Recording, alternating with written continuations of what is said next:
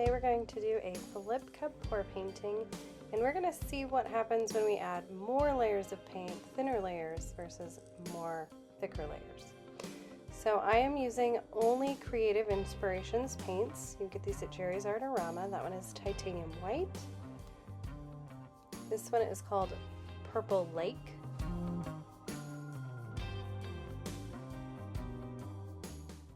This is Phthalo Blue, Dioxazine Purple, or Dioxazine Violet.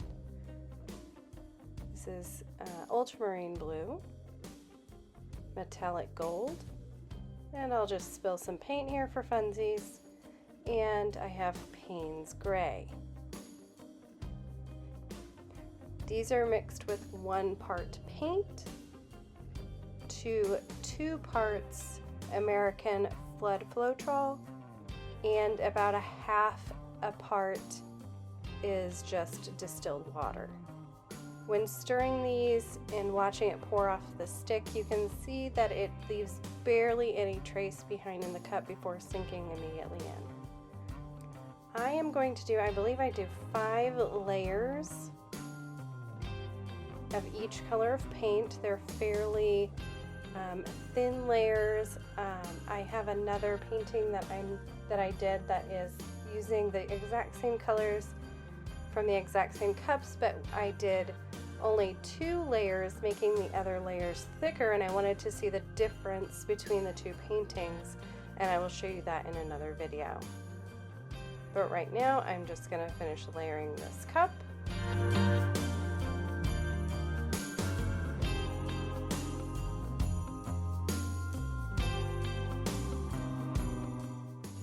To the Dioxazine Violet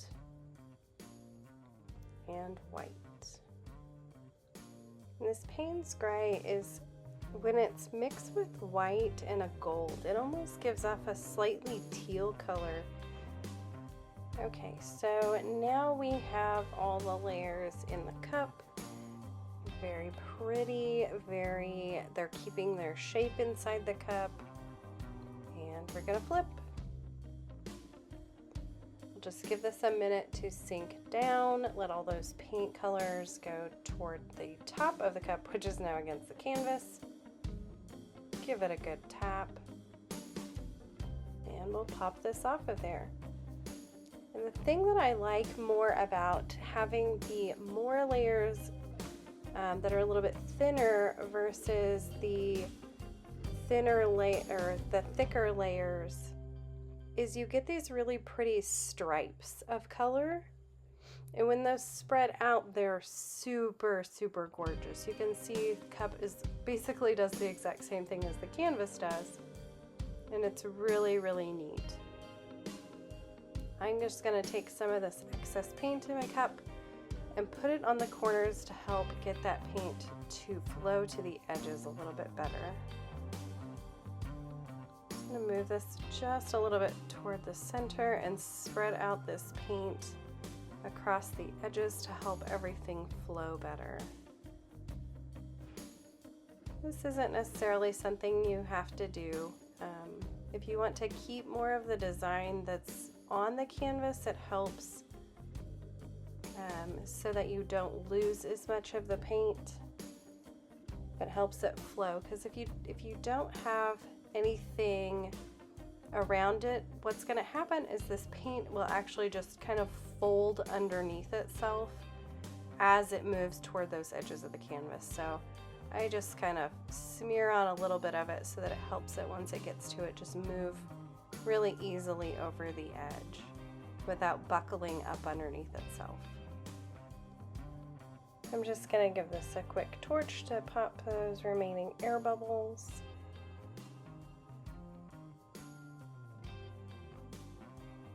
And we're going to start tilting this.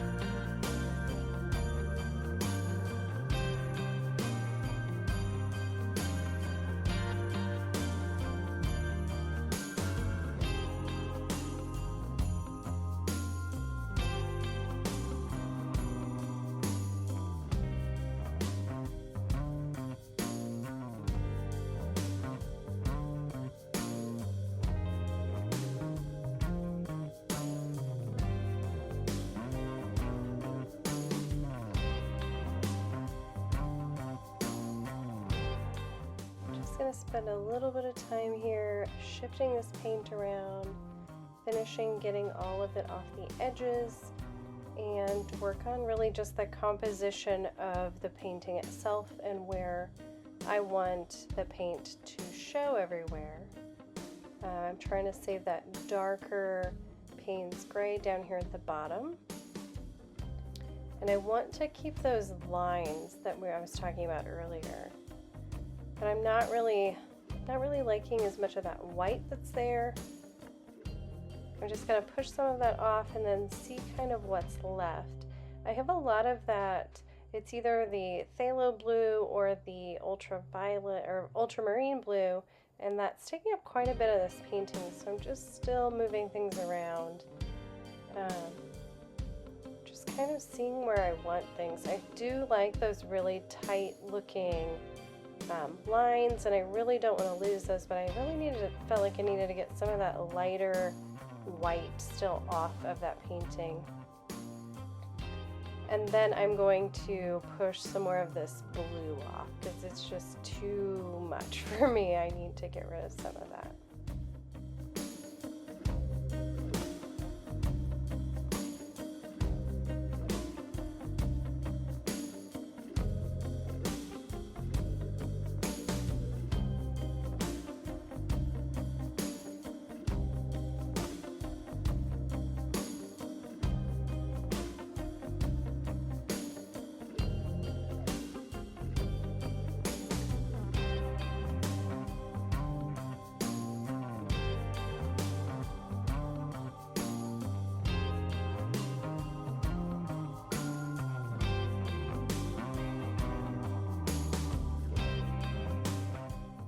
I'm going to try to get some of this paint back toward the middle because I had stretched out the top quite a bit, trying to get that blue off.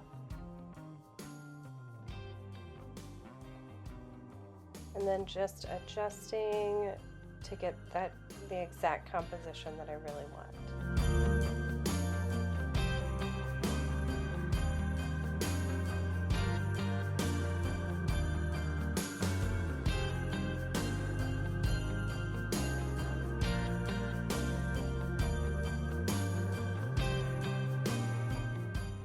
Now I just need to go in with my popsicle stick, and I'm going to scrape those drips off the edges to make sure that the paint stops flowing over the edge.